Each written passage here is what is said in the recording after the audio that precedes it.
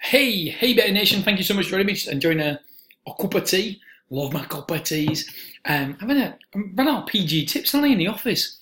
I've run out of PG tips and I'm using Twinings. And it doesn't taste the same, I'm telling you. English breakfast Twinings. Anyway, right, so in this episode, I have been doing a bit of research regarding later backs. Because for me, they've been very, very profitable, but I don't believe that you guys, or the majority of people, don't utilise them enough. Now, this week, one of the reasons why I'm doing so much research is we're having a chap on from Twitter called @Loaaaddss. I think that's his Twitter handle, but he's called Loaaaddss, and he is phenomenal. Phenomenal. I can't speak highly about this guy enough. He is incredible. His results are incredible. And he's such a nice guy as well. I'm doing a little podcast with him tomorrow, so that'll be so interesting. I mean, I believe that I'll get more of his podcast than anybody else, and I just think there's so much information there that we can have, and he's willing to teach as many people and help as many people. So all I can say is thank you to him so much, because that is incredible.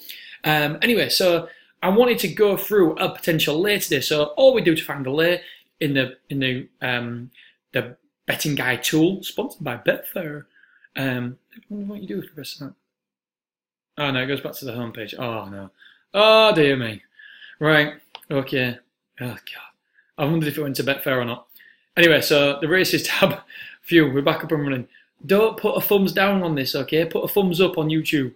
Right, so we go to the races tab, 240 race. And what I want is, I'm looking for horses that haven't got a historical record of dobbing.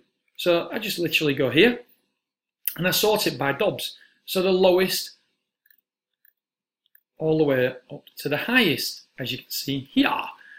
Right, and so what we're doing here is we are saying, right, show me the horses that have got the worst historical data for dobbing. So this horse has dobbed 0 out of 5, this horse has dobbed 0 out of 5. But there's no point in laying this one, because this one's a 50-1 shot. So we're not interested in this one, so we're interested in this one. So let's have a little closer look.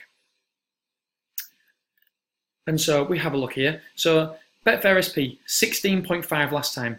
The Betfair low was 18.5. So he or she didn't even trade anything below his Betfair SP, or her Betfair SP, which is very, very unlikely. Here, 10.05 and went down to 6.2. So it's a 40% reduction, so it's not too bad.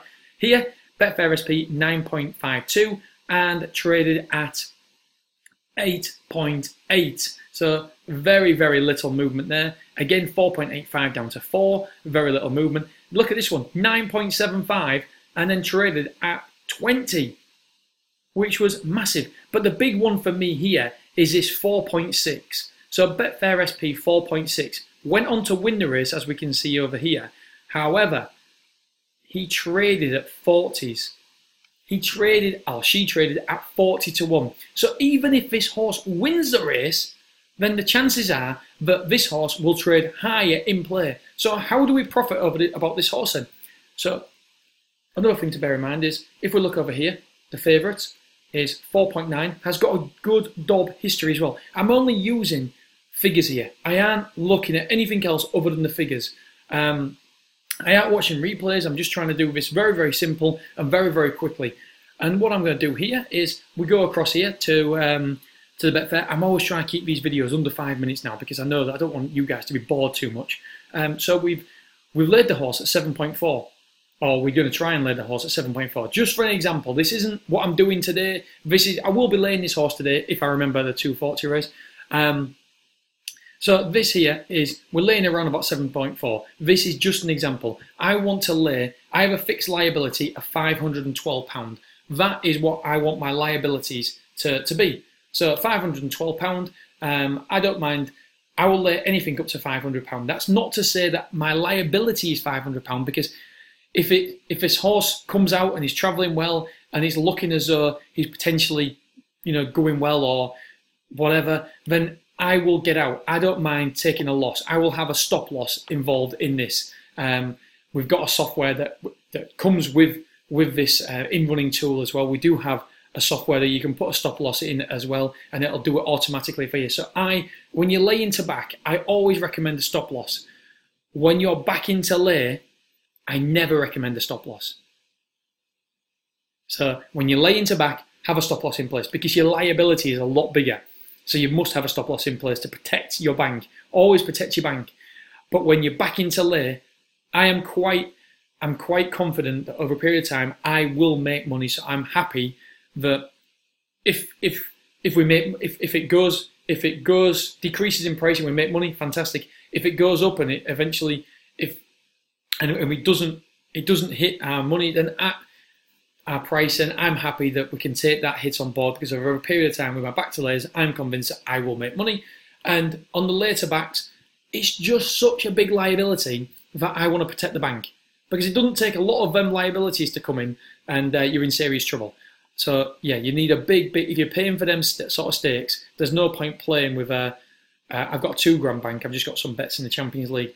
There's no point playing with a £2,000 bank because that is completely mismanagement. However, if you have a stop loss in place, then that sort of liability is okay because you've got a stop loss in place. But if you're not putting a stop loss in place, then please consider your bank management because you only need a couple of them to go against you and you are in serious trouble. So yeah, bank management is so key. So we've laid it for 80, and all we've done is put the back bet in as a show for you guys, and as you can see, the up and down here will change this figure over here, the what if figure.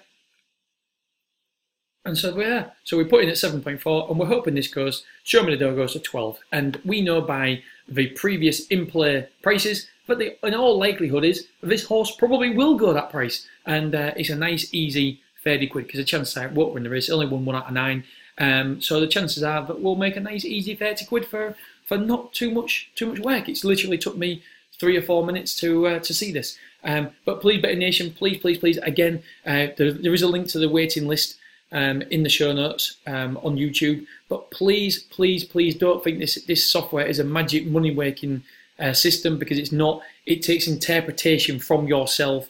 It can only show you the information, and then after that, you've got to obviously act upon the information and interpret it the correct ways. So please don't think just by buying this software then you will make money because it's not like that. There's a lot. I say a lot more to it. There is more to it than that. Like anything, earning money, there's no such thing as easy money. It does take skill and interpretation of the figures. So please don't sign up and think you're just going to make money from this because it's not a money tree. That's not what it's designed to do. It's designed to give you information to save you time. That's what it's designed to do. It's not saying you will definitely make money. It's just saying I can definitely say you'll save time. I can definitely say that it is helpful, but I can't say that you'll make money. So I just want to make that abundantly clear because I don't want anybody signing up with the pretenses that you are going to quit your job and you're going to make loads of money because that's not always the case. Practically never the case. If you want to earn extra money on the side, then yeah, brilliant, absolutely excellent. You've got every chance. But bear in mind, you do have to interpret these figures, these data yourself, and use some interpretation to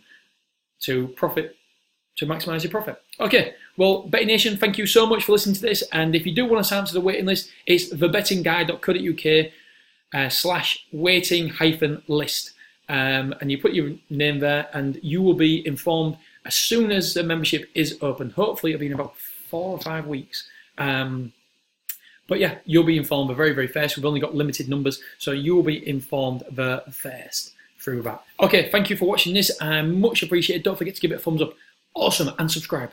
Okay, see you soon. Thank you. Bye-bye.